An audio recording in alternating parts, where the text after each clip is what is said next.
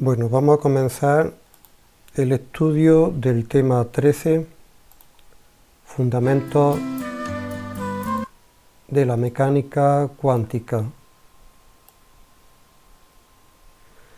Como siempre haremos una introducción histórica en la que iremos rapidito y después nos centraremos más en los conceptos más importantes. Esto es lo que veremos en este tema. Primero la introducción histórica en la que veremos cómo fue entrando en crisis la física clásica, después veremos los antecedentes de la mecánica cuántica y por último el nacimiento de la propia mecánica cuántica. Bien, a principios del siglo XX, finales del XIX, como pongo aquí, los físicos de aquella época estaban convencidos de que dominaban y eran capaces de explicar todos los fenómenos que había en aquella época. Sin embargo, se dieron cuenta poco a poco que no era así, que había importantes lagunas. En concreto, ahí tenemos dos, en realidad son tres. Las primeras que encontraron no eran capaces de estudiar las características de la radiación del cuerpo negro, ya veremos lo que es. No eran capaces de explicar los espectros atómicos discontinuos que encontraban cuando excitaban algunos átomos mediante calor, corrientes eléctricas o de alguna otra forma, y en concreto tampoco, lo veremos también, no eran capaces de explicar el efecto fotoeléctrico. Para poder explicar estos fenómenos tuvieron que introducir un concepto completamente nuevo en aquellos momentos, que era el concepto de cuanto. Aquí tenemos el efecto fotoeléctrico. El concepto de cuanto lo introdujo un alemán, Max Planck, y este concepto lo recogieron Einstein para explicar el efecto fotoeléctrico. El propio Planck fue quien explicó la radiación del cuerpo negro y posteriormente Bohr aplicó esta idea al átomo, fue siendo capaz también de explicar teóricamente por qué y cómo se producían aquellos espectros discontinuos.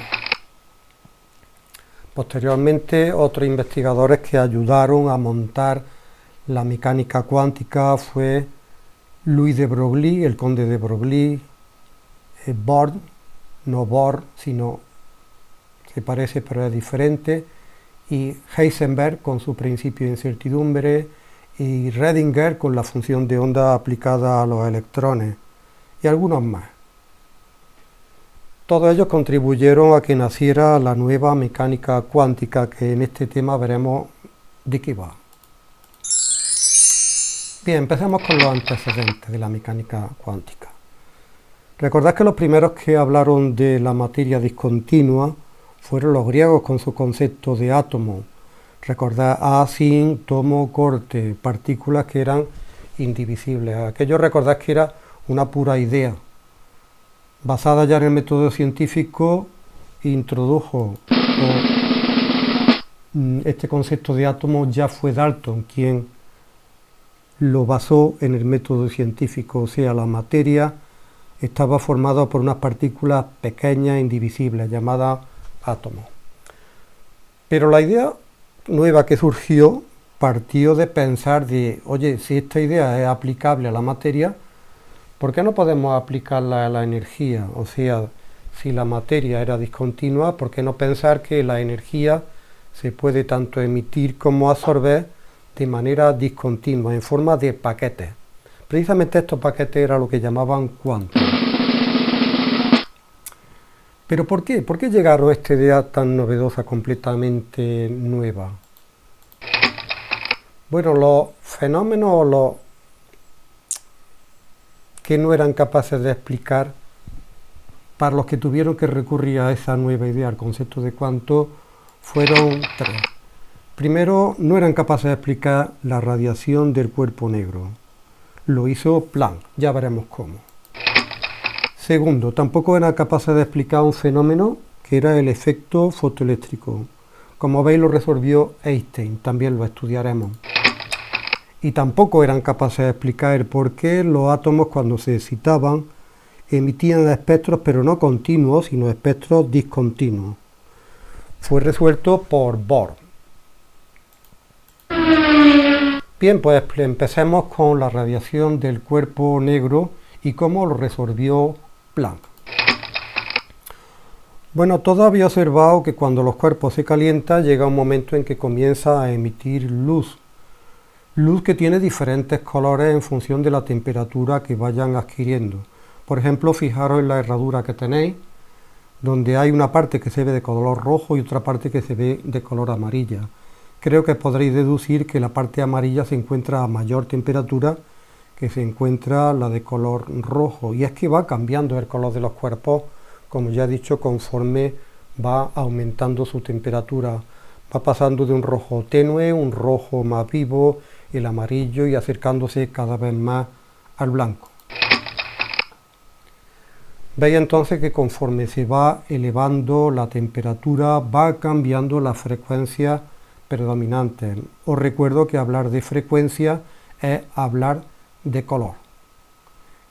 A mayor temperatura van predominando frecuencias cada vez más altas, o sea, van pasando del rojo al amarillo, azul, etc.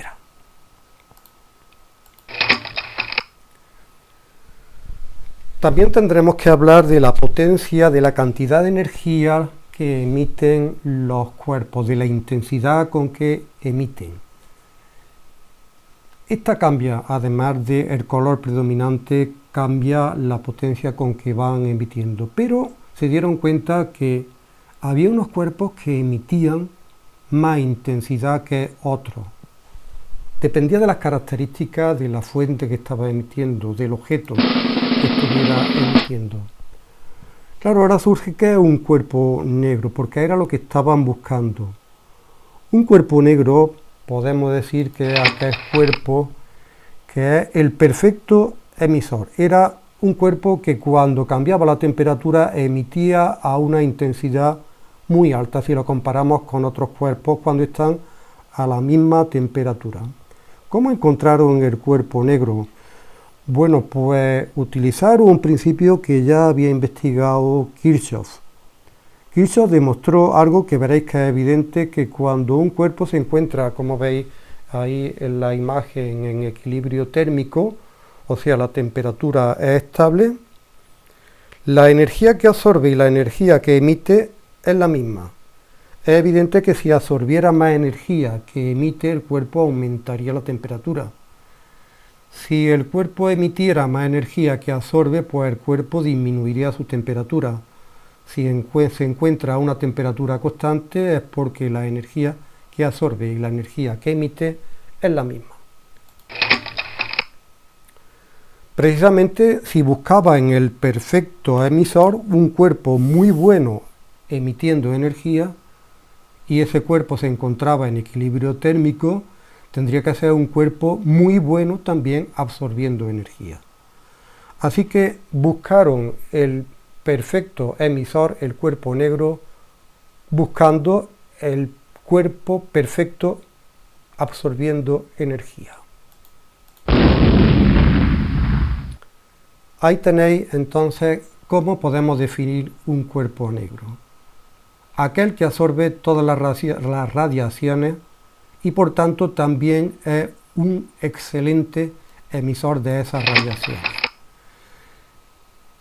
¿Cómo podemos nosotros construir un cuerpo negro? Pues mirad, tendría que ser muy parecido a eso que tenéis en la imagen.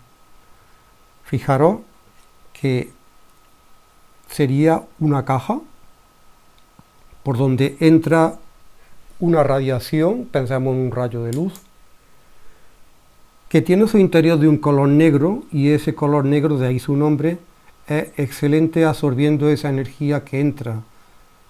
Creo que todos vosotros sabéis que mientras que el negro absorbe muy bien la energía, por ejemplo, del sol, por eso se calienta. Sin embargo, en los colores claros, los blancos, pues no absorben, sino que la reflejan prácticamente toda. Fijaros que después de sucesivas reflexiones en el interior, al final acabaría absorbiéndose toda la radiación que ha entrado. Bueno, podría parecerse también a esto que tenía en la imagen, ¿no?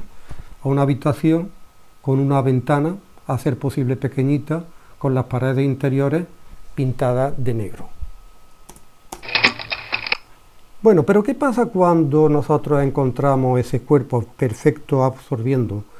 Pues que no lo vamos a utilizar para absorber energía, sino lo vamos a utilizar para emitir energía y estudiar esa energía que emite conforme lo vamos calentando.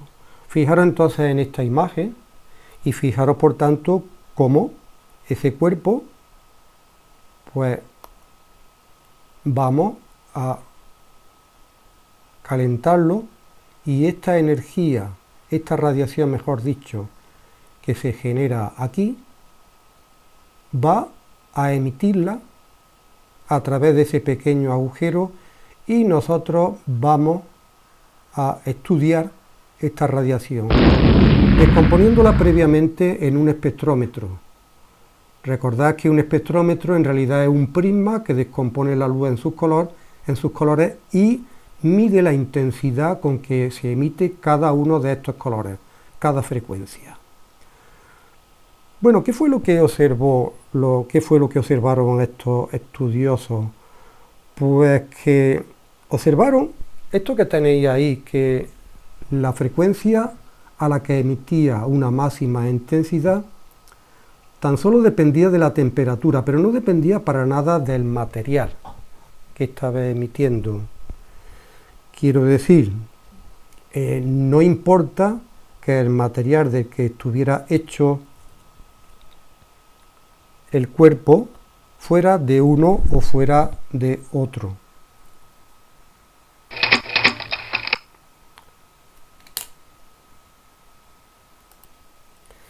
Esto se podría observar perfectamente, por ejemplo, en un horno de cerámica, si pudiéramos ver el interior. Si todo está a la misma temperatura, veríamos que no solamente el cuerpo del horno, sino la vasija, el carro, todo se vería del mismo color, o sea, la frecuencia predominante, la frecuencia de máxima intensidad, sería la misma para todos los objetos, independientemente de que estuvieran hechos de un material o de otro.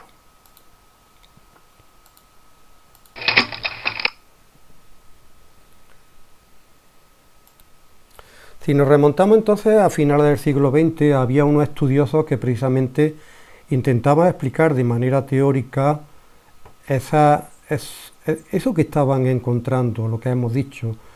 O sea que la frecuencia de máxima intensidad a que emitían los cuerpos dependía de la temperatura tan solo.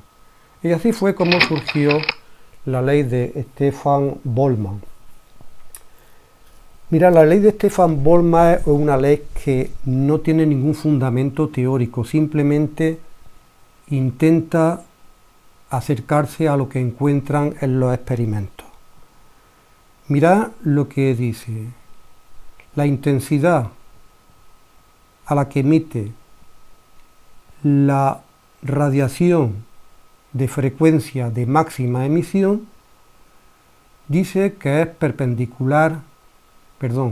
proporcional a la temperatura del cuerpo elevada a la cuarta. Insisto en que no es una ley basada en un estudio teórico, sino es una ley que intenta explicar lo que se encuentra en la realidad. Mirad, aquí tenemos la gráfica de emisión de cuerpos a 2000, 3000, 4000 grados. En el eje horizontal tenemos longitud de onda, que es primo hermano de la frecuencia. Recordad que había una relación bastante estrecha. Si nosotros vamos para atrás. Si nosotros vamos a longitudes de onda cada vez más pequeñas, es lo mismo que decir que la frecuencia será cada vez más alta. O sea, en esta zona tendremos colores propios como el rojo, mientras que en la zona de la izquierda tendremos colores como el violeta. Aquí tendremos que imaginarnos que tenemos prácticamente el arco iris, los distintos colores del espectro visible. ¿A qué le hemos llamado nosotros intensidad de emisión de máxima? Mirad, aquí tenemos. Esta sería la intensidad de emisión máxima de la frecuencia de máxima emisión. Sin embargo, vemos que a 3000 grados, aquí tenemos que la frecuencia o longitud de onda máxima emisión se ha desplazado hacia la izquierda. Aquí tenemos que a 4000 grados se ha desplazado hacia la izquierda. Pero la ley de Stefan Boltzmann lo que nos habla es de este valor, la intensidad a la que emite, o mejor dicho, no este de aquí, sino la intensidad total que estaría reflejada por el área bajo la curva. Lo explico.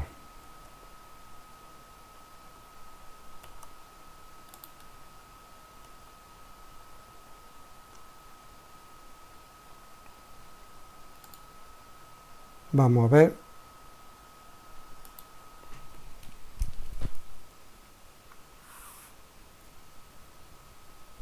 Vamos para aquí.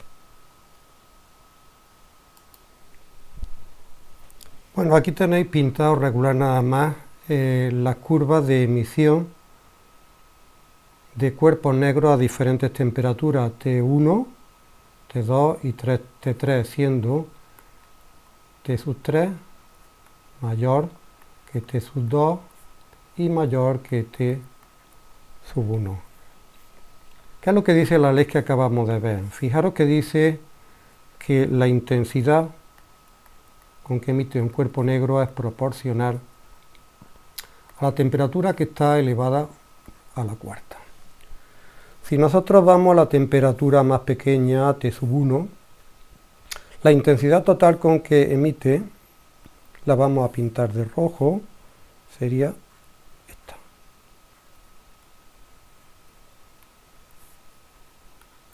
Toda esta que tenemos aquí es algo.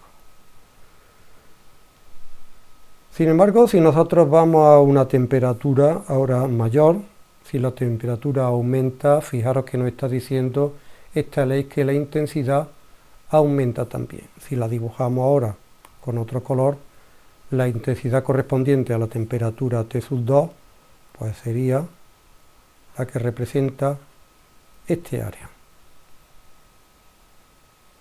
De aquí para abajo, aquí toda esta. Veis que ha aumentado. ¿Y qué pasa si nosotros seguimos aumentando la temperatura y pasa a la temperatura T sub 3? Pues que la intensidad total me la representa el área que hay bajo esta curva, toda esta.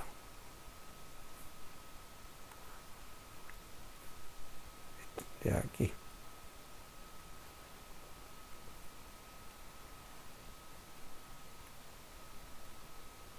Veis entonces que va aumentando conforme va subiendo la temperatura, la intensidad total con que se emite va aumentando también.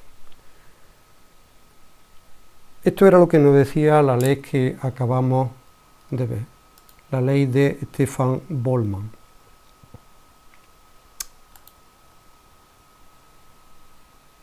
Bien, aquí tendríamos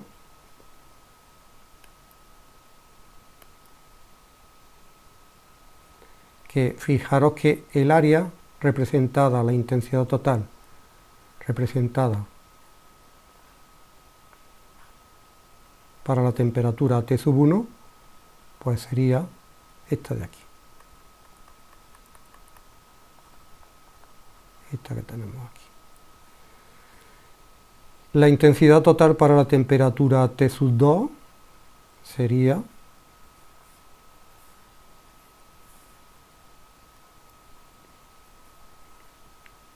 toda esta de aquí, incluida la de abajo. Y la intensidad total para la temperatura T sub 3 pues sería el total, o sea, todo esto presentaría esa intensidad. Esa es la ley de Stefan Boltzmann. Repito que es una ley puramente experimental, por tanto se adecua perfectamente lo que dice con lo experimental que son estas curvas de aquí. Otra ley que descubrieron por aquellos tiempos, principios del siglo XX, es la ley de desplazamiento de Wien, que es la que tenemos aquí. Vamos a ponerlo aquí.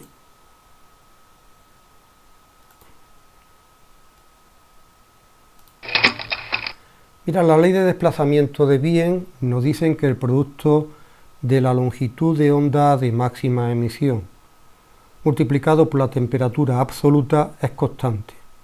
¿A qué le llamamos longitud de onda de máxima emisión? Pues mira, a esta longitud de onda para 4000 grados, a esta longitud de onda para 3000 grados, vamos a ver, y a esta longitud de onda para 2000 grados. Vemos que al ir aumentando la temperatura, la longitud de onda de máxima emisión va a ir disminuyendo. O sea, para 2000 grados la temperatura, la longitud de onda de máxima emisión es 1,5 micrometros. Si pasamos a 3000 grados, la longitud de onda de máxima emisión es poco menos de 1 micrómetro, y para 4000 grados la longitud de onda de máxima emisión, esta que tenemos aquí, aproximadamente pues unos 0,7, 0,8 micrómetros.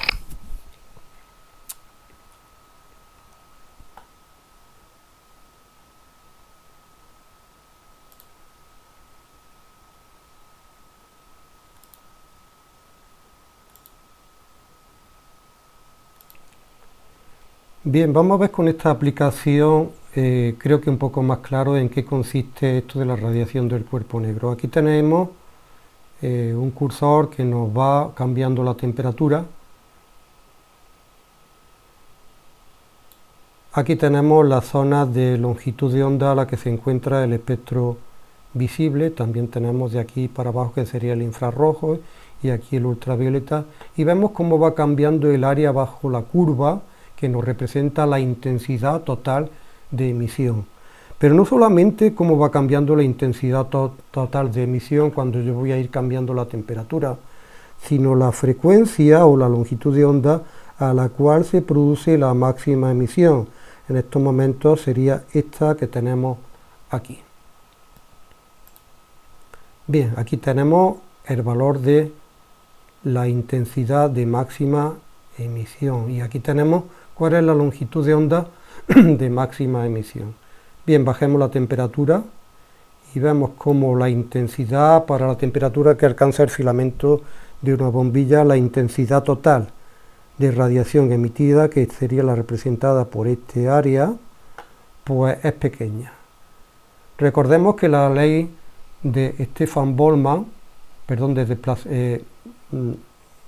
recordemos que la ley de Stefan Boltzmann nos decía que el valor de esta intensidad total, que sería el área bajo la curva, es proporcional a la temperatura absoluta elevada a la cuarta.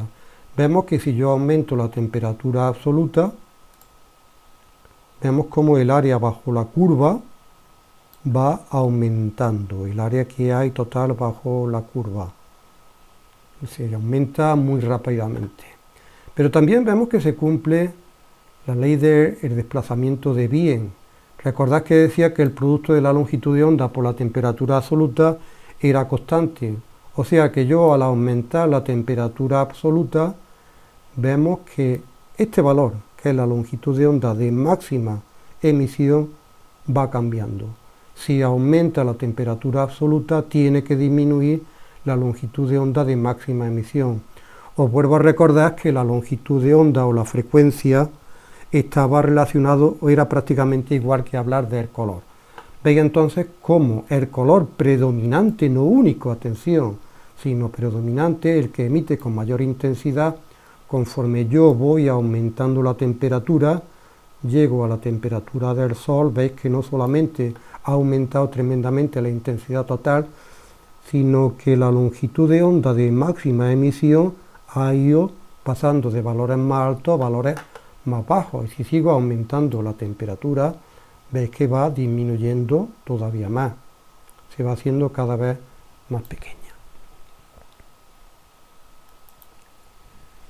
Bien, hagamos la actividad número 1. Vega es una estrella azulada de la constelación de Lira, mientras que Aldebarán es una gigante roja de la constelación de Tauro. ¿Cuál de las dos tiene mayor temperatura superficial? Bien, si aplicamos la ley del desplazamiento de Wien, que nos decía que la longitud de onda multiplicado por la temperatura absoluta era constante, si nosotros tenemos en cuenta una gigante roja tendrá una longitud de onda alta. Si el producto tiene que ser constante, no queda más remedio que la temperatura sea relativamente baja. O sea, la estrella roja tiene una temperatura superficial relativamente baja. Claro, si estamos nosotros ahora con una estrella azul, longitud de onda por temperatura tiene que ser constante. Ahora ocurre que el azul corresponde a una longitud de onda relativamente baja. Para que el producto sea constante, la temperatura de su superficie tiene que ser alta. O sea que estamos viendo que si el color de la estrella es un color azulado, pues quiere decir que la temperatura tiene que ser relativamente alta.